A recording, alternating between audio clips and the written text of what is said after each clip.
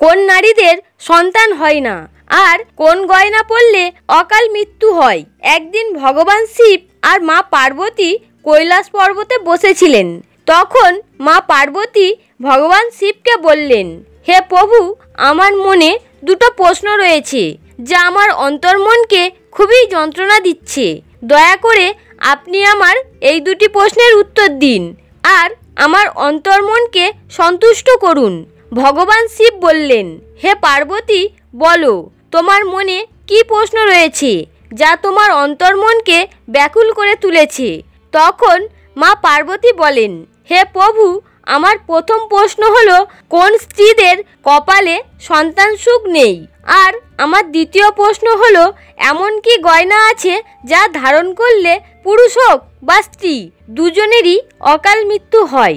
তখন ভগবান শিব বললেন, হে পার্বতী, নিজের নিজের কর্মফল ভোগ করার জন্যই মৃত্যুলোকে জীব জন্ম নেয়। ভগবান শিব বললেন, হে পার্বতী, আজ আমি তোমাকে এমন এক গল্প শোনাবো যা থেকে তুমি এই দুটো প্রশ্নের উত্তর পেয়ে যাবে। মন দিয়ে শোনো। ভগবান শিব বললেন, হে পার্বতী, এক গ্রামে খুবই দরিদ্র এক কৃষক বাস করত। তার সাথে তার স্ত্রীও থাকতো। ওই কৃষক খুবই সৎ আর শান্ত স্বভাবের ছিল, কিন্তু কৃষকের স্ত্রী ছিল খুবই লোভী এবং দুষ্টু স্বভাবের, যে কারণে কৃষকের স্ত্রী কৃষককে খুব জ্বালাতন করত। বলতো, যাও কিছু উপার্জন করে নিয়ে এসো, আর আমাদের এখনো পর্যন্ত কোনো সন্তান হয়নি, এসব দোষ তোমার। বন্ধুরা, ওই কৃষকের কোনো সন্তান ছিল না। কৃষকের স্ত্রী যখনই অন্যের সন্তানদের দেখত তখনই তার খুব হিংসা হতো। প্রতিবেশী যখনই কোনো মহিলা তার বাচ্চাকে ওই কৃষকের স্ত্রীর কোলে দিত তখন সে ওই বাচ্চাকে চিমটি কাটত, যার কারণে বাচ্চাটি কান্না শুরু করত, আর তখনই সে বাচ্চাকে তার কোল থেকে নামিয়ে দিত। যখনই কোনো বাচ্চাকে কিছু খেতে দেখত তখন সে বাচ্চার মুখ থেকে খাবার ছিনিয়ে নিত। এছাড়াও যখন কোনো বাচ্চা তার ঘরে আসতো তখন সে তাকে ভালো না বেসে তাকে তাড়িয়ে দিত। ভগবান শিব বললেন, হে পার্বতী, ওই নারী এমন স্বভাবের ছিল যে অন্যের সন্তানকে কখনোই কোলে নিত না আর ভালোও বাসত না। ওই কৃষক তার স্ত্রীর জ্বালা যন্ত্রণায় খুবই বিরক্ত হয়ে পড়ে। কৃষক দিনরাত মাঠে ঘাটে কাজ করত, কিন্তু তবুও তার স্ত্রী ভাবত আমরা যেন এক নিমেষেই ধনী হয়ে যাই। কৃষকের স্ত্রীর বিশ্বের সম্পত্তি আর সুখ দুটোই একসঙ্গে চায়। কৃষক তার স্ত্রীকে বারবার করে বোঝাতো আমরা পরিশ্রমের মাধ্যমেই সুখী হতে পারবো, তাছাড়া আমরা কোনোদিনই সুখী হতে পারবো না। কিন্তু তার স্ত্রী লোভে অন্ধ হওয়ায় এইসব কথা বুঝতে পারত না। ভগবান শিব বলেন, কৃষক তার স্ত্রীর জ্বালায় খুবই অসহায় হয়ে পড়ে। একদিনের কথা, একদিন ওই কৃষক জঙ্গলে কাঠ কাটতে যায়, আর সেই দিন প্রচণ্ড রোদ ছিল, যার ফলে ওই কৃষক রোদে গরমে খুবই হাঁপিয়ে পড়ে আর সে বিশ্রাম নিতে একটি গাছের নিচে বসে পড়ে আর নিজের স্ত্রীর ব্যাপারে ভাবতে থাকে। ভাবতে ভাবতে কখন যে সন্ধ্যা হয়ে গেল কৃষক তা বুঝতেই পারল না। এরই মধ্যে এক সাধু বাবা জঙ্গলের পথ দিয়ে হেঁটে যাচ্ছিলেন, আর তখন তিনি কৃষককে দেখতে পান। কৃষককে দেখে সাধু বাবা বুঝতে পারলেন এই কৃষক কোনো সমস্যায় রয়েছে। সাধু বাবা কৃষকের কাছে আসেন আর সেই কৃষকের কাছে তার সমস্যার ব্যাপারে জানতে চাইলেন। কৃষক সাধু বাবাকে দেখতেই প্রণাম করে আর বলে, সাধু বাবা, আমার কোনো সমস্যা নেই, খুবই হাঁপিয়ে গিয়েছিলাম, তাই এই গাছের নিচে বসে বিশ্রাম নিচ্ছি, তাই আপনার মনে হয়েছে আমি চিন্তিত রয়েছি। কিন্তু সাধু বাবা সব বুঝে গিয়েছিলেন। তিনি বললেন, কখনোই না, নিশ্চয়ই তুমি কোনো সমস্যা নিয়ে দুঃখী আছো। তুমি আমাকে বলো, যদি আমি তোমার কোনো উপকার করতে পারি আর তোমার এই সমস্যা দূর করতে পারি। প্রথমে তো ওই কৃষক বারবার করে বলল তেমন কিছু হয়নি, কিন্তু সাধু বাবা বারবার করে জানতে চাইলে ওই কৃষক তার স্ত্রীর ব্যাপারে সব কিছুই সাধু বাবাকে বলে দেয়। তখন সাধু বাবা বলেন, ব্যাস, এই কথা, তুমি গরিব আর তোমাদের কোনো সন্তান নেই, এই কারণেই তুমি দুঃখী হয়ে পড়েছো। সেই জন্য আমি তোমাকে এমন একটি বাটি দেব যাতে রাত্রিবেলা যদি তুমি এই বাটিতে কিছু চেয়ে বাটিটি ঢেকে রেখে ঘুমিয়ে পড়ো, তাহলে সকালবেলা তোমার সেই চাওয়া জিনিস তোমার প্রাপ্ত হবে। কিন্তু মনে রাখবে, প্রতি রাত্রে তুমি শুধু একটি করেই জিনিস চাইবে। একের বেশি কিছু চাইলে তুমি যা যা প্রাপ্ত করেছিলে তার সব কিছুই অদৃশ্য হয়ে যাবে, আর এই বাটি গরম হয়ে জ্বলে যাবে, যার ফলে তোমাদেরও বিপদ হতে পারে।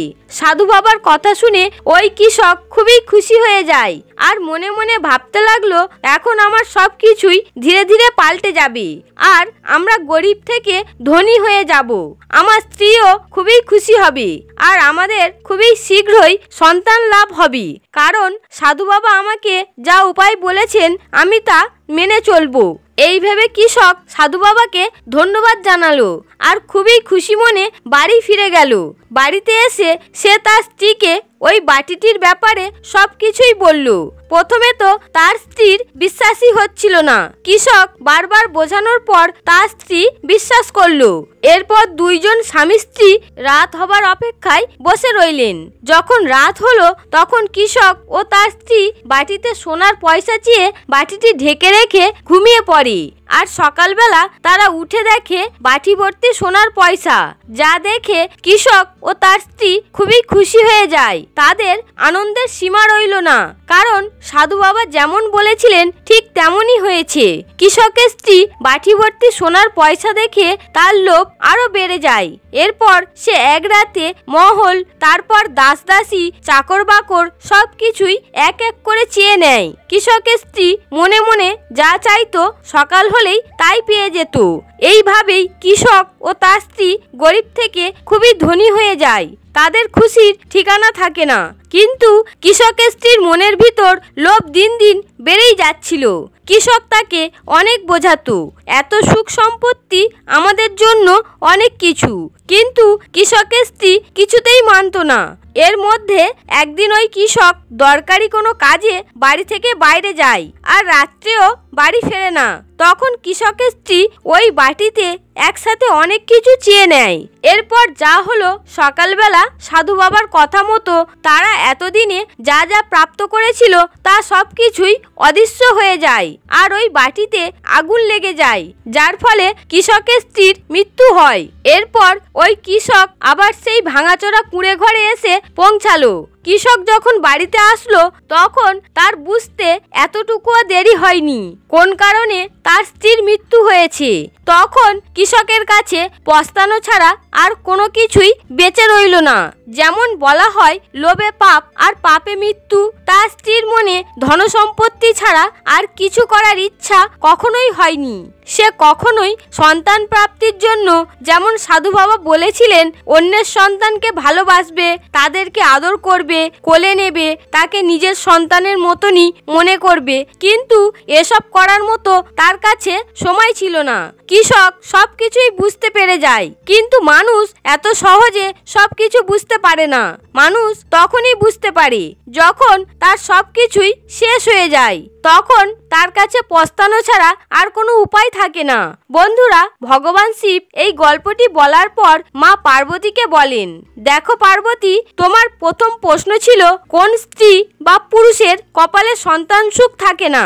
তাহলে শোনো, যেই স্ত্রী বা পুরুষ অন্যের সন্তানকে দেখে হিংসা করে, জ্বলে, অন্যের সন্তানের জন্য তার মনে এতটুকুও মায়া মমতা নেই, অন্যের সন্তানকে যে কখনোই কোলে নেয় না, এমন স্ত্রী বা পুরুষ দুজনারই ভাগ্যে সন্তান সুখ থাকে না।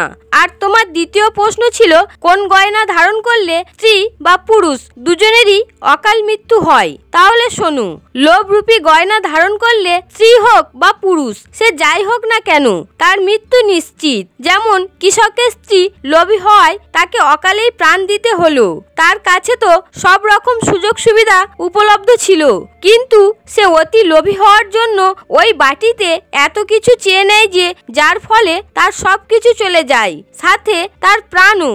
এই জন্য মানুষকে কখনোই লোভ করতে নেই আর সবাইকে ভালোবাসা উচিত, কখনোই কাউকে ছোট ভাবতে নেই। তো বন্ধুরা, ভিডিওটি শেষ করার আগে একটি অনুরোধ রইল, যদি ভিডিওটি সামান্য হলেও ভালো লাগে তাহলে অবশ্যই একটি লাইক করবেন আর কমেন্ট বক্সে শ্রদ্ধার সাথে লিখবেন হর হর মহাদেব।